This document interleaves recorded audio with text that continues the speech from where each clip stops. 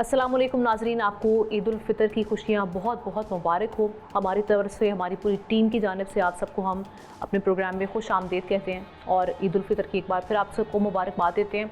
आज का शो जो है वो ईद की खुशियों को दोबाला करने वाला है, क्योंकि आज न्यूज़ पंच ईद खुसूसी प्रोग्राम में हमारे साथ बहुत ही स्पेशल मेहमान, ख़ास मेहमान आज हमारा साथ दे रहे हैं। जी हाँ, without wasting any time, Faisal Karim Kundi साहब गवर्नर केपी हैं।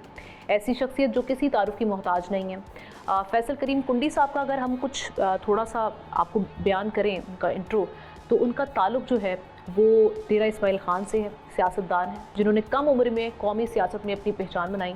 पाकिस्तान की तारीख़ के कम उम्र तरीन डिप्टी स्पीकर कौमी असम्बली बनकर सबको उन्होंने हैरान किया था। कानून की तालीम लंदन से हासिल की, मगर सियासत का रास्ता अवामी खिदमत से जोड़ा। आज वो खैबर पख्तूनख्वा के गवर्नर हैं और पीपल्स पार्टी से इनका ताल्लुक़ है। मुतहरिक चेहरों में सबसे नुमायाँ आजकल दिखाई दे रहे हैं और आज न्यूज़ पंच के स्पेशल ईद शो में हमारे साथ ही मौजूद हैं। उनको भी वेलकम करते हैं। एहतशामुल हक साहब सीनियर एनालिस्ट हमारे शो का हिस्सा होते हैं, हमारी शो की जान है। उन्होंने तो हमें ज्वाइन की है। आज मैं और एहतशाम साहब मिलकर बहुत सारे दिलचस्प किस्म के, चटपटे किस्म के सवालात, वो चाहे सियासत से हो, चाहे ईद से मुतालिक हो, या उनकी अपनी ज़ाती निजी मसरूफियात के हवाले से हो। फैसल करीम कुंडी साहब को हम वेलकम करते हैं प्रोग्राम में। और साथ ही साथ सबसे पहले फैसल साहब, आपको ईद की ढेरों मुबारकबाद। कैसी गुजरी आपकी Eid? Thank you very much जी। अस्सलाम वालेकुम जी। और दूसरा ये है कि आपको आपकी टीम को, आपके देखने वालों को और सुनने वालों को मेरी तरफ से ईद मुबारक जी। फैसल साहब, दिन का आगाज़ ईद का किस तरह से करते हैं, क्या एहतमाम होता है वहाँ पर? देखिए, दिन का आगाज़ सबसे पहले तो नमाज़ पढ़नी पड़ती है, जो है वो ईद की नमाज़ पढ़ते हैं। उसके बाद जो है वो नॉर्मली जो है वो जब से मुझे याद है, हमारा तो पहला दिन जो है वो थोड़ा सा ईजी इसलिए होता है कि फैमिली डे होता है, और क्योंकि हम पॉलिटिशियन, फिर दूसरे दिन हमारा ये होता है कि कॉन्स्टिट्यूंसी एंगेजमेंट होती है। फिर हम बिल्कुल लोग जो हैं, जो पूरा साल के साथ अगर रब्ता ना हुआ हो या मुलाकात ना हुई हो, तो वो 2 दिन जो है सुबह से शाम तक जो है वो लोग मेरे वालिद साहब के टाइम से वो आते हैं, ईद मुलाकातें होती हैं। तो पहले दिन ये है कि फ़ैमिली को थोड़ा सा बहुत टाइम है। लेकिन आजकल का प्रॉब्लम ये है कि पहले ईद कार्ड आते थे, ईद कार्ड वापस बंदा भेजता था। ऑफिशियल जब हम होते थे तो कोई लेटर भेज देते थे।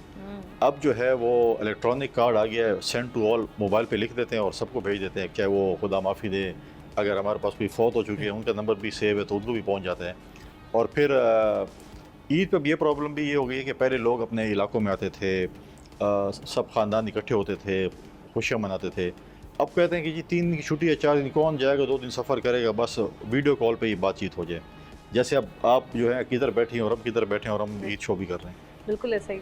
और लेकिन एक चीज़ है आमना, जो मुझे बड़ा इंटरेस्टिंग सवाल फ़ौरन मेरे दिमाग में जो है, कुनी साहब, ईद पे लोग मिलते हैं एक दूसरे को। आपके जो सियासी मुखालफिन हैं, मौलाना फजल रहमान साहब, अली अमीन गंडापुर, ये दोनों डेरा इस्माइल ख़ान से, तो आप ईद के दिनों में आपकी इनसे मुलाकात होती है, और मुलाकात होती है तो किस तरह की गुफ्तगू होती है? क्या वही सियासी ताने होते हैं, ये थोड़ी देर के लिए भूल जाते हैं कि भाई यार ईद है, ईद मनाई जाए? देखें, ईद पे मुश्किल से मुलाकात होती है। अच्छा, जैसे मैंने को बताया कि पहला फैमिली डे होता है, फिर second third day constituency day, तो बहुत कम, मुझे नहीं याद कि हमारी कोई मुलाकात। मौलाना साहब के साथ फिर भी हमारा कोई इज़्ज़त और एहतराम का रिश्ता है। अली अमीन के साथ कभी कोई ऐसा वो नहीं हुआ। दूसरे तीसरे दिन में नहीं होती मुलाकात? नहीं, वो बिल्कुल ही नहीं होती।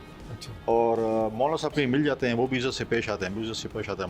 हमारे इलाके के बड़े हैं, सियासत अपनी जगह, हम सारी उम्र इलेक्शन लड़ते रहेंगे, लेकिन इज़्ज़त एहतराम अगर आप इसी करेंगे तो आपकी भी इज़्ज़त एहतराम करेंगे। गंडापुर साहब अपनी इज़्ज़त खुद ही करो। रिश्तेदार भी हैं, सो ये भी हमने इस हवाले से सुना, तो उनके साथ उस किस्म के ताल्लुक़, यानी पहले एक अच्छा ताल्लुक़ था, ये सियासत में आने के बाद ये डिस्टेंस आया? नहीं, कभी अच्छा ताल्लुक़ नहीं रहा। और मुसलमानों की आप तारीख़ पढ़ लेना पहले अपनी, आपको जो है ना वो आपने तारीख़ नहीं पढ़ी मेरे ख्याल में। तारीख़ की किताब उठाएं और पढ़ें, या नेटफ्लिक्स पे मूवीज़ देखें, तो आपको पता चल जाएगा कि हमारी तारीख़ क्या रही है मुसलमानों। लेकिन कभी पहले भी नहीं रहा और अभी भी कोई ख़ास ऐसा नहीं। तो गंडापुर साहब, अपना कुनी साहब, कभी गंडापुर के साथ आप लोगों की सियासी तौर पे भी हमागी रही? कभी एक पार्टी में कोई एक नज़रियाती तौर पे कभी इकट्ठे होना हुआ है? इनके वालिद साहब एक ज़माने में इलेक्शन लड़ते थे, मुस्लिम लीग से लड़ते थे वो। ठीक है, PMLN में थे। ठीक है। फिर एक जब ये आए तो उन्होंने एक हमारे एक पुराने पार्टी के वहाँ पे एक रहनुमा थे जो कि फिर मर गए थे, भुट्टो साहब के साथ थे, हक नवाज गंडापुर का नाम था। जी। इन्होंने एक फोर्स बनाई, पीपल्स पार्टी हक नवाज फोर्स टाइप के ऐसे, ठीक है। और फिर पीटीआई में चले गए। हमारा कोई इनके साथ कोई एज सच पॉलिटिकल अलायंस नहीं, पॉलिटिक्स में थे ही नहीं, ठीक। ये पॉलिटिक्स में नहीं थे। ये इनके वाले साहब लड़ते रहते थे और बड़े नॉमिनल से वोट ले लेते थे। मतलब है कि वो यहाँ से नहीं लड़ते थे, वो लड़ते थे अपने गांव से। ये तो वहाँ से कुलाची से लड़ते थे, तो वहाँ से लड़ते थे और कोई नॉमिनल से वोट लेते थे। फिर इनके वाले साहब क्योंकि फ़ौज में रहे थे, तो जब मुशर्रफ की हुकूमत थी तो उसमें उनको मिनिस्ट्री मिल गई थी, प्रोविंशियल मिनिस्टर बने थे। फिर ये पीटीआई में हो रहा है चलता था। इस्लामी तौर तो आप ठीक कह रहे हैं कि हमारी इस्लामिक हिस्ट्री तो यही है।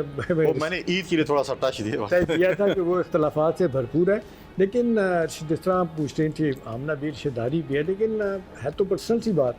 लेकिन ईद के मौके पे ऐसा नहीं हो सकता कि भी नाराज़गियाँ बुला दी जाए और कहें भी ठीक है सियासी इख्तलाफात अपनी जगह, लेकिन मेल मिलाप तो चलना ही चाहिए। देखें, आप भी काफ़ी अरसे से पॉलिटिक्स को भी देख रहे हैं और बड़े क्लोजली देख रहे हैं, और आपका हर किसी के साथ ताल्लुक़ रहता है, ठीक। हर पॉलिटिकल पार्टी के साथ। आप तो मीडिया वाले जैसे तो यूएनओ होते हैं, ठीक है। तो आप देखें मैंने हमेशा बात की है कि पाकिस्तान पीपल्स पार्टी और पीएमएलएन के एक ज़माने में बड़ा ही इख्तलाफ होता था, बड़ा शदीद इख्तलाफ होता वो लफ्ज़ एक बोला जाता था पैथोलॉजिकल हेट्रेड एक दूसरे के लिए। था। और मैं अक्सर टीवी प्रोग्राम जब पीटीआई की हुकूमत थी तो हम जब अपोजिशन होते हम कहते थे कि हम तो लितर खा के सीख गए हैं। ठीक। जैसे हम कहते हैं चार्टर ऑफ डेमोक्रेसी का मजाक उड़ाया जाता है कि दुनिया में पॉलिटिकल पार्टीज होती हैं, इलेक्शन भी लड़ती हैं, लेकिन इस हद तक नहीं होती है। तो ईद के दिन पे हम फिर वापस आते हैं। ईद के दिन के हम जिक्र जिस तरह से कर रहे थे, ये कहिएगा कि आप डेरा इस्माइल ख़ान में ईद मनाना पसंद करते हैं या यहीं पे पख्तूनख्वा में अपनी ईद मनाते हैं, ज़्यादा वक्त यहाँ गुजारते हैं? और दूसरा ये कि खाने पीने के शौकीन हैं, क्योंकि हमने सुना है पख्तूनख्वा में तो बड़े जो खाने बनते हैं और खाबे जिस तरीके से कढ़ाइयाँ तैयार होती हैं, तो थोड़ा सा ज़रा पकवान के हवाले से भी बताइएगा। देखें, मेरी पूरी कोशिश, और मुझे याद नहीं है कि मैंने अपने घर से बाहर कभी ईद की हो। दूसरा डिसीजन वैसे आपको कहा है कि दूसरा डिसीजन हमारा जो है ना वो पब्लिक डिनर का होता है, और उसके लिए बेहद कि मैं जो सूरत हाल भी हो, पहले भी हमारी हालात बड़े ख़राब थे। 2008 से 13 तक मैं डिप्टी स्पीकर था, मैं डी खान में ईद गुजारी, और अभी भी मैं डी खान के बगैर कहीं पे भी। और बाकी देखें, इस्लामाबाद या पेशावर की अगर आप बात करें तो सारे लोग छुट्टियों में चले जाते हैं, आपको कौन मिलेगा? अपना स्टाफ के मेंबर ही मिलेंगे या इक्का दुक्का कोई लोग मिलेंगे आपको। बाकी आप क्या करेंगे? छत को देखेंगे और दीवारों को देखेंगे। और यहाँ तक खाने पीने का बिल्कुल मुझे शौक़ है, लेकिन बड़े उस वाली बात है कि ऐसे नहीं है कि बिल्कुल मैंने सब कुछ खाना है, सब कुछ खाना है लेकिन तरीके के साथ खाना है। और खैर ख्वाह तो बिल्कुल डेफिनेटली खाने पीने के हवाले से हर सुबह के अपने एक वो होती हैं, क्यूजीन होती हैं। तो खैबर ख्वाह में जो है बिल्कुल जो कढ़ाइयाँ और टिक्के और जो चीज़ें, मैं आप दोनों को भी दावत देता हूँ, कभी आएँ, खिदमत का मौका मिले पेशावर। और सिर्फ खाते हैं या अहलिया के साथ खाना बनवाते हैं? आप ऐसे करें, एक प्रोग्राम करें पेशावर गवर्नर हाउस से, हम आपको उधर दावत देते हैं। जी ज़रूर इंशाल्लाह ये होगा। ये कहिएगा कि आप सिर्फ खाने के शौकीन हैं या कुकिंग में भी दिलचस्पी है? अहलिया का हाथ बटाते हैं? नहीं, ये बहुत कम मौका मुझे मिला। मैं जब लंदन में पढ़ रहा था 3-4 साल, तो मैंने इक्का दुक्का चीज़ें सीखी थी एमरजेंसी के लिए, ताकि हम बना सकें। बाकी टाइम ही नहीं मिलता, और अगर मिले कोई ऐसा सच शौक़ नहीं है मुझे।